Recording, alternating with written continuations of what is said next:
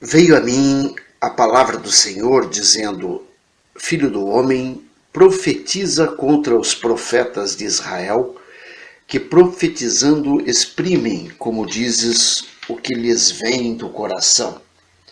Ouvi a palavra do Senhor. Assim diz o Senhor Deus: Ai dos profetas loucos que seguem o seu próprio espírito sem nada ter visto. Os teus profetas, ó Israel, são como raposas entre as ruínas. Não subistes às brechas, nem fizestes muros para a casa de Israel, para que ela permaneça firme na peleja no dia do Senhor. Tiveram visões falsas e adivinhação mentirosa aos que dizem: o Senhor disse, quando o Senhor os não enviou, e esperam o cumprimento da palavra. Não tivestes visões falsas e não falastes adivinhação mentirosa, quando dissestes: o Senhor diz, sendo que eu tal não falei? Portanto, assim diz o Senhor Deus: como falais falsidade e tendes visões mentirosas, por isso eu sou contra vós outros, diz o Senhor Deus. Minha mão será contra os profetas que têm visões falsas e que adivinham mentiras. Não estarão no conselho do meu povo, não serão inscritos nos registros da casa de Israel, nem entrarão na terra de Israel. Sabereis que eu sou o Senhor Deus, visto que andam enganando, sim, enganando o meu povo, dizendo paz quando não há paz, e quando se edifica uma parede e os profetas a caiam, dize aos que a caiam que ela ruirá. Haverá chuva de inundar. Vós, ó pedras de saraivada, caireis, e tu, vento tempestuoso, irromperás. Ora, eis que caindo a parede, não vos dirão: onde está a cal com que a caiastes? Portanto, assim diz o Senhor Deus: tempestuoso vento farei irromper no meu furor, e chuva de inundar haverá na minha ira, e pedras de saraivada na minha indignação para a consumir. Derribarei a parede que caiastes, darei com ela por terra, e o seu fundamento se descobrirá. Quando cair, perecereis no meio dela, e sabereis que eu sou o Senhor. Assim, cumprirei o meu furor contra a parede e contra os que a caiaram, e vos direi: a parede já não existe, nem aqueles que a caiaram. Os profetas de Israel que profetizaram a respeito de Jerusalém e para ela têm visões de paz, quando não há paz, diz o Senhor Deus. Tu, ó filho do homem, põe-te contra as filhas do teu povo que profetizam de seu coração, profetiza contra elas e dize: assim diz o Senhor Deus: ai das que cosem invólucros feiticeiros para todas as articulações das mãos e fazem véus para cabeças de todo tamanho, para caçarem almas. Quereis matar as almas do meu povo e preservar outras para vós mesmas? Vós me profanastes entre o meu povo por punhados de cevada e por pedaços de pão, para matardes as almas que não haviam de morrer e para preservardes com vida as almas que não haviam de viver, mentindo assim ao meu povo que escuta mentiras. Portanto, assim diz o Senhor Deus: eis, aí vou eu contra vossos invólucros feiticeiros, com que vós caçais as almas como aves, e as arrancarei de vossas mãos. Soltarei livres como aves as almas que prendestes. Também rasgarei os vossos véus e livrarei o meu povo das vossas mãos, e nunca mais estará ao vosso alcance para ser caçado, e sabereis que eu sou o Senhor. Visto que com falsidade entristecestes o coração do justo, não o havendo eu entristecido, e fortalecestes as mãos do perverso, para que não se desviasse do seu mau caminho e vivesse, por isso já não tereis visões falsas, nem jamais fareis adivinhações. Livrarei o meu povo das vossas mãos, e sabereis que eu sou o Senhor. Ezequiel, capítulo 13, versículos 1 a 23. Aqui nós vemos a profecia contra os falsos profetas, assim como contra as falsas profetisas. Nós vemos uma descrição de um Deus todo-poderoso, contrário aos profetas que abrem suas bocas para profetizar o que Deus não fala. Mas nós vemos um Deus todo-poderoso, um Deus que domina, que determina com a chuva, ao vento, às pedras, e faz com que a chuva, quando venha, inunde tudo, alague tudo, destrua tudo, transforme tudo em um monturo de lixo.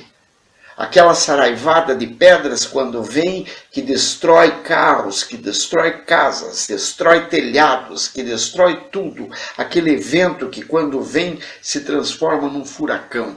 E nós vemos tudo isso pelo poder de um grande Deus.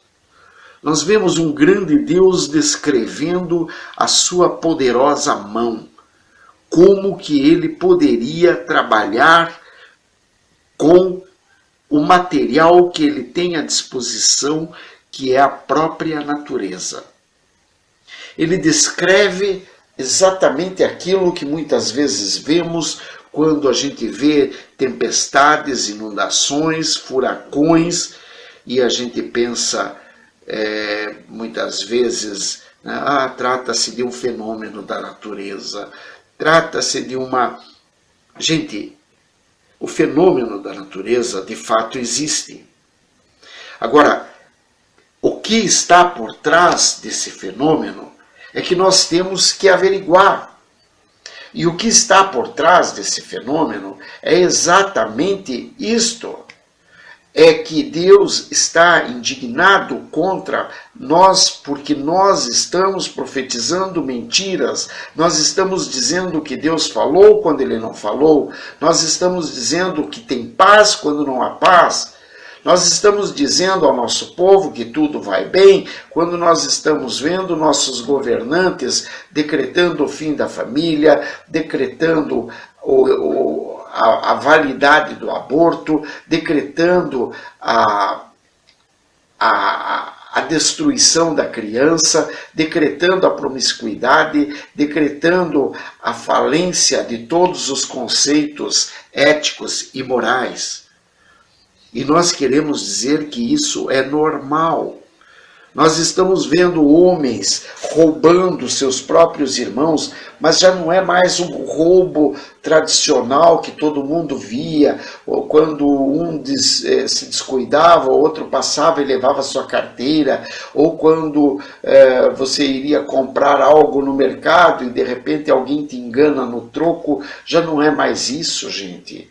Agora o roubo é instituído de tal forma que ele virou um roubo institucional, quando você vê que tudo aquilo que você precisa em segurança, em saúde, em educação, enfim, em crescimento da linha do emprego, etc., está sendo desviado para enriquecimento de umas poucas pessoas, enquanto o povo em si está falecendo em hospitais, e nem mais conceito do certo e do errado você já não tem mais, porque foram destruídos os conceitos entre certo e errado. Você chega no hospital, a pessoa te diz que não tem ninguém para atender e já está tudo bem, ou quando não está tudo bem, você só briga com a atendente como se aquilo fosse culpa dela. Como se ela fosse a responsável por não ter ninguém para atender. Você não percebe que aquilo é uma coisa muito maior, é uma coisa muito mais grandiosa. Aí o infeliz que gera isso tudo, o político que gera isso tudo, ele sai na rua e você faz um monte de salamaleque para ele, só falta beijar-lhe os pés, né? Se ele pedir para você que você se deite porque ele vai urinar sobre você, você se deita para ele urinar sobre você, porque quem está falando é o teu herói, é o teu líder, é aquele que supostamente tirou a tua barriga da miséria. E tirou a tua barriga da miséria porque te deu uma porcaria de uma Bolsa Família.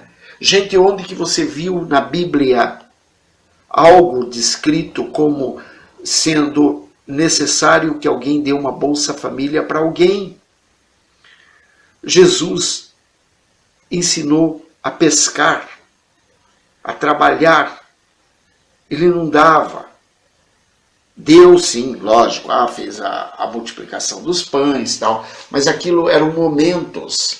Era o momento, por exemplo, da janta, e naquela hora tinha os poucos pães e os poucos peixes. O que farei para que todos comam? Então ele ensinou a dividir, porque dividindo multiplica, porque dividindo todos comem um pouco, mas todos comem e se satisfazem.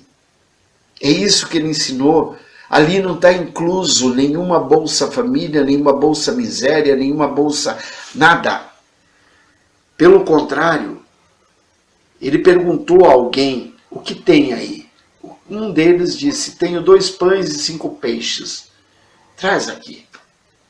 Aí ele levou lá, aí Jesus fez a multiplicação.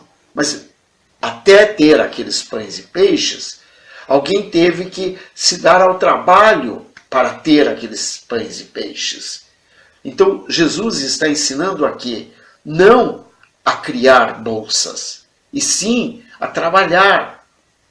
Gente, vamos trabalhar, vamos produzir, vamos falar ao povo que a paz deixou de existir porque ela está deixando de existir, porque nós temos à nossa volta pessoas totalmente incapazes que estão dominando nossas vidas.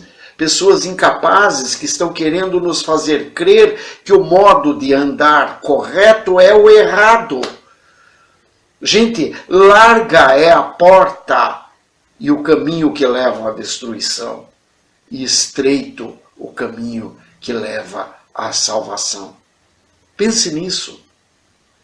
Um grande abraço, paz. Que Deus abençoe, proteja, guarde, liberte e restaure a ti e tua casa, bem como a obra de tuas mãos, no nome santo de Jesus. Amém e amém.